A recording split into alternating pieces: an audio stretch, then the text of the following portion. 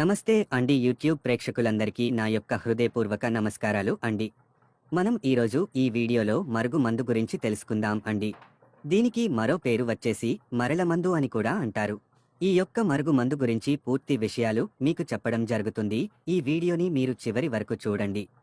భార్యాభర్తల సమస్యలు ఉన్నా సరే, అలాగే ప్రేమించి మోసం చేసిన వారికి, అలాగే కొంతమంది అత్తమామలతో ఇబ్బంది పడేవారికి మరియు పిల్లలు మాట వినని వారికి ఈ మరుగు మందు అనేది పెట్టుకోవడం జరుగుతుంది.